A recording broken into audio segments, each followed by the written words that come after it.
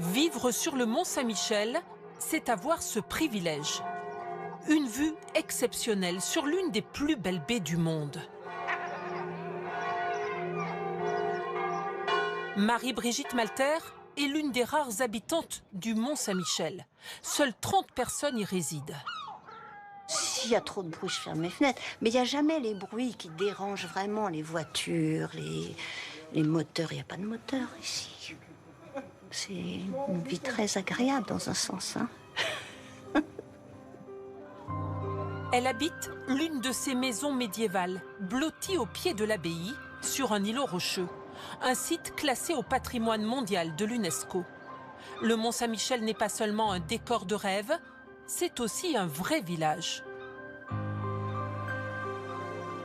Avec ses habitants, les Montois, et son maire, Jacques Bonneau.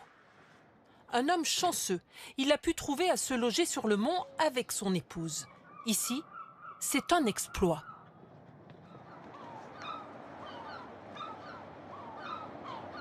Et on a mis à peu près un peu plus de 10 ans pour trouver une maison et en faire l'acquisition. Donc c'est à peu près une vente tous les 25-30 ans.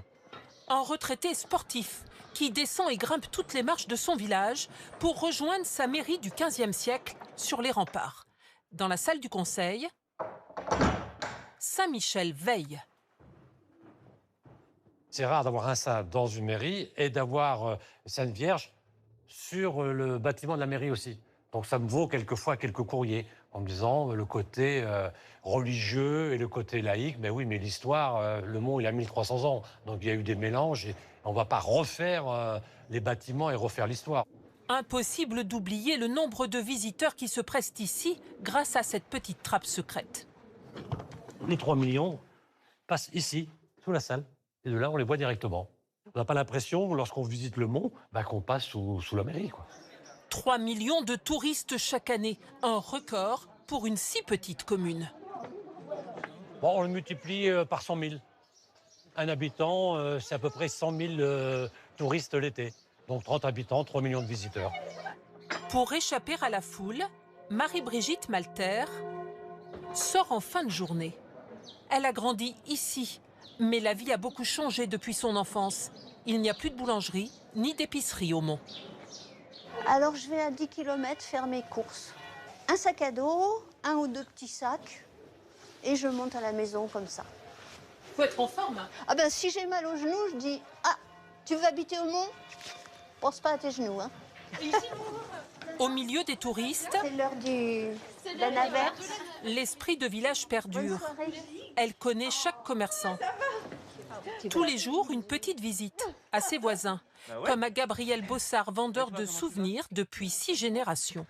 Ça serait bien. Bah tiens, j'ai, si tu veux, la petite médaille que tu avais perdue.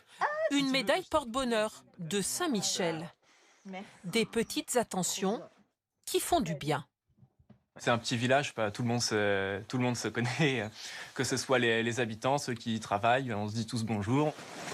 Dans ces rues escarpées où aucune voiture ne passe, la livraison d'un frigo devient une épreuve. Périlleuse. Ici, les commerçants s'entraident. Tous sont issus de vieilles familles montoises. L'une des plus anciennes est celle de François Ridel. Moi, ma famille, elle est là depuis le XVIIe siècle, fin du XVIIe siècle. Et en fait, depuis 1663. Il a repris la crêperie de sa famille. Une tradition. Pas question de laisser cet héritage quitter le mont.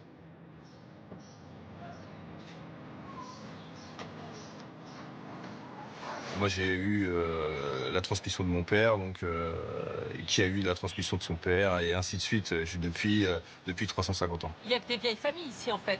Il y a que 5 familles, il y a que 5 vieilles familles sur le Mont-Saint-Michel. Et nous, on est la dernière et la plus grande famille encore en activité au Mont-Saint-Michel. François Ridel connaît chaque ruelle du mont, où il a joué enfant. Ses pas le ramènent toujours au petit cimetière du village. 4 tombes portent le nom des Ridel. Nous, depuis toujours, en fait, ma famille Ridel se marie au Mont-Saint-Michel. Les enfants sont baptisés à l'église et on sera tous enterrés dans le cimetière du Mont-Saint-Michel. Un destin tout tracé dans les pas de ses ancêtres. Chaque habitant partage cet attachement profond au Mont Saint-Michel.